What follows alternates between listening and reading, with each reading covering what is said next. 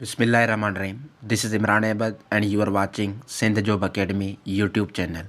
आज के इस लेक्चर में हम जनरल नॉलेज जीके का एक इम्पोर्टेंट टॉपिक पढ़ेंगे। ठीक है, अब याद रखें ये जो आपकी जीके है, आपकी जो आईबीए के टेस्ट है, चाहे इंटरमीडिएट कैटेगरी बीपीएस 5 to 15 हो या जूनियर साइंस टीचर हो, उसके लिए बहुत ही इंपॉर्टेंट होती है जनरल नॉलेज।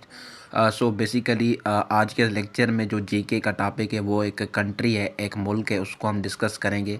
अब वो कौन सा मुल्क है, वो हमारे पास है जापान। ठीक है, जापान के मुताबिक जितने भी एमसीक्यूज़ एग्ज़ाम्स में पूछे जाते हैं सो हम उसको डिस्कस करेंगे। आपसे भी एक गुजारिश है कि आप जब ये लेक्चर सुन रहे हो तो अपने पास नोटबुक लाजमी रखें और जितने भी मैं चीज़ें बता रहा हूँ, ठीक है, वो लाजमी लिखते जाएं ताकि आपको ये पॉइंट्स जहन में बैठ जाएं। सो आज हम किसके बारे में डिस्कस करने जा रहे हैं, किस कंट्री के बारे में, जापान के बारे में। जितने भी एमसीक्यूज़ आते हैं, ठीक है, उसको हम डिस्कस करेंगे वन बाय वन। जापान के बारे में सबसे पहला जो इम्पोर्टेंट एमसीक्यूज़ बनता है वो ये है कि जापान को हम लैंड ऑफ राइजिंग सन बोलते हैं। क्या बोलते हैं? Land of rising sun. ठीक है जी, land of rising sun. So सबसे पहला आपका जो एमसीक्यूज़ बन गया, क्या बन गया? Land of rising sun is known as Japan. ठीक है, उसके बाद ये एमसीक्यूज़ पूछा जाता है जापान की लोकेशन के बारे में। किसके बारे में? कि जापान कहाँ पर लोकेटेड है, ठीक है, कहाँ पर वाक़ है। सो जापान कहाँ पर है? ये ईस्ट एशिया में। ठीक है, इसका जवाब क्या है? इसका जवाब है east Asia. Japan is an east Asian country. ठीक है, ईस्ट एशिया में ये लोकेटेड है। अच्छा, याद रखें, ठीक है, कभी कभार बोलते हैं कि जापान कहाँ पर है? फार एशिया में है। ठीक है, फार एशिया। ठीक है, बेसिकली ईस्ट एशिया का दूसरा नाम है फार एशिया। क्यों? क्योंकि जो हमारे यूरोपियन कंट्रीज़ हैं, ठीक है, उनसे जापान बहुत दूर है, इसीलिए इसे फार एशियन कंट्री भी बोला जाता है या ईस्ट एशियन कंट्री भी बोला जाता है। ये दोनों पॉइंट्स आप नोट कर लें। एग्ज़ाम्स में बहरहाल आपसे पूछा जाएगा कि जापान कहाँ पर लोकेटेड है, तो वहाँ पर आपका जो करेक्ट आंसर होगा वो क्या होगा? East Asia. ठीक है जी। सो बेसिकली जापान एक एशियन कंट्रीज़ है। ठीक है, जिस तरह मैंने आपको बताया ना कि एशियन कंट्रीज़ की भी कैटेगरीज़ हैं, जिस तरह पाकिस्तान साउथ एशिया में, ठीक है, इंडिया भी। सो इसी जो चाइना है आपका, वो भी कहाँ पर है? ईस्ट एशिया में, ठीक है, या मंगोलिया हो गया वगैरह वगैरह। सो ये पॉइंट नोट कर लें। उसके बाद दो इम्पोर्टेंट एमसीक्यूज़। जापान का कैपिटल, ठीक है, आपसे पूछते हैं कि what is the capital of Japan. So Japan का जो कैपिटल है वो कौन सा है जी? वो है टोक्यो। टोक्यो, ठीक है जी, Tokyo is the capital of Japan. और याद रखें, ये जो टोक्यो है ये जापान का सबसे लार्जेस्ट सिटी भी है। लार्जेस्ट सिटी भी है किसका? जापान का, टोक्यो। सो ये एमसीक्यू से भी आप नोट कर लें। उसके बाद पूछते हैं कि जापान की करेंसी के बारे में। जापान की करेंसी के बारे में। सो जापान की करेंसी क्या है? जापान की हमारे पास जो करेंसी है वो है येन। क्या है? येन। ठीक है जी, Japanese yen is the currency of Japan. बाकी ये जो आपको नज़र आता है एक युआन, ठीक है, ये युआन बेसिकली चाइना की है। ठीक है, ये पॉइंट आप नोट कर लें, ये जापान की नहीं है। जापान की जो करेंसी है वो है येन, YEN, येन। बाकी युआन जो है ये किसकी करेंसी है? ये आपके चाइना की करेंसी है। ठीक है, ये पॉइंट भी आप नोट करें। उसके बाद एक इम्पोर्टेंट एमसीक्यूज़ पूछा जाता है। ठीक है, मैं स्टार लगा रहा हूँ। सो वो पूछते हैं कि जापान की जो पार्लियामेंट है, जापान की जो पार्लियामेंट है उसे क्या बोलते हैं? जापान की पार्लियामेंट को क्या बोलते हैं? सो जापान की पार्लियामेंट को बोलते हैं डाइट। क्या बोलते हैं?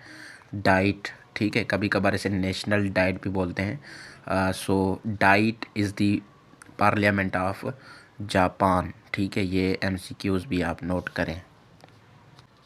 उसके बाद जो हमारे पास जापान है, ठीक है, उसके मेन आइलैंड्स के बारे में पूछते हैं। ठीक है, सो जापान के पास बेसिकली 4, ठीक है, 4 मेन आइलैंड्स हैं। कितने? 4।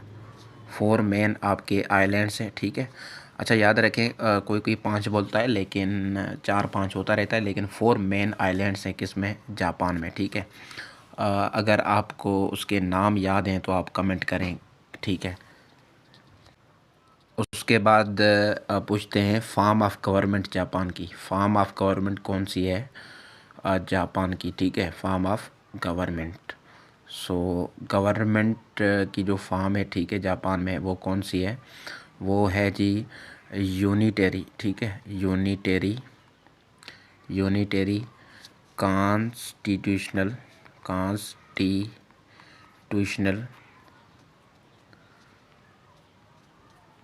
मोनार्की, ठीक है।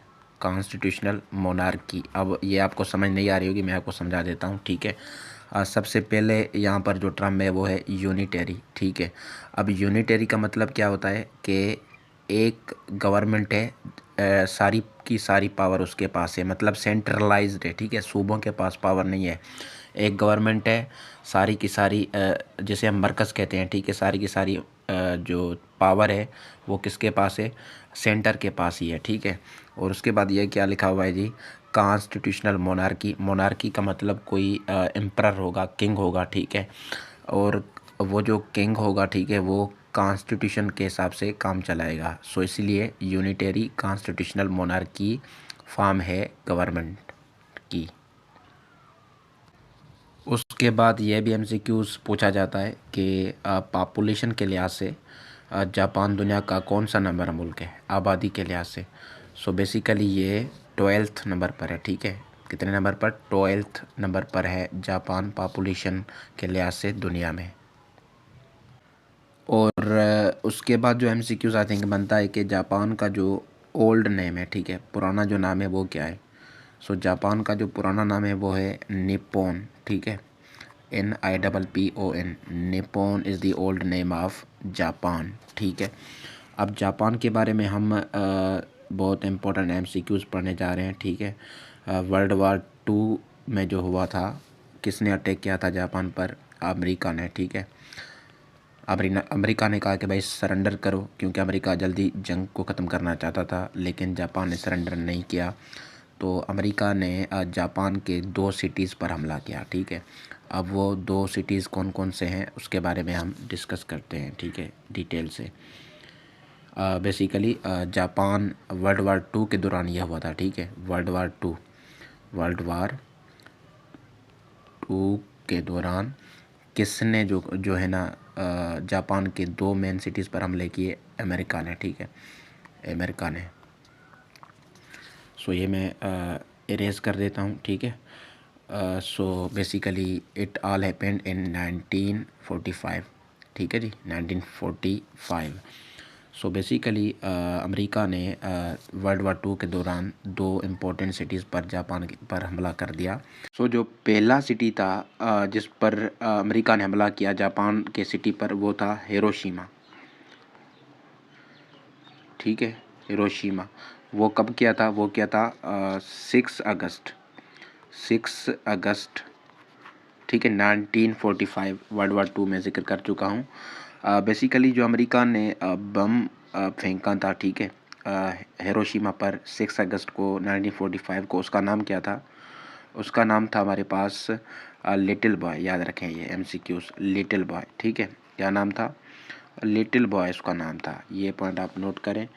उसके बाद जो दूसरा सिटी था जिस पर हमला किया अमेरिका ने, ठीक है, उसका नाम भी मैं आपको बता देता हूँ। वो हमारे पास था जी नागासाकी, ठीक है, नागासाकी। कब किया, 9 अगस्त पर, ठीक है, 3 दिन बाद, ठीक है, 9 अगस्त को नागासाकी पर हमला किया। अब इस बम का जो नाम था जो अमेरिका ने फेंका, उसका नाम था फेटमैन, ठीक है। ये बड़ा मतलब क्या हमला था, फेटमैन, क्या था नाम, फेटमैन। ये पॉइंट आप एमसीक्यूज़ नोट करें। उसके बाद याद रखें, आपसे पूछते हैं कि जो माउंट फुजी है, ठीक है, माउंट फुजी है, वो कहाँ पर है, वो भी जापान में है, ठीक है। माउंट फुजी, ठीक है, ये कहाँ पर है? ये आपका जापान में ही है, नोट करें ये बात भी। सो ये सारे एमसीक्यूज़ थे जापान के बारे में जितने भी बन सकते थे। होप कि आपको लेक्चर समझ आया होगा। So thank you so much, enjoy and keep watching and don't forget to make notes from this lectures step less. Thank you.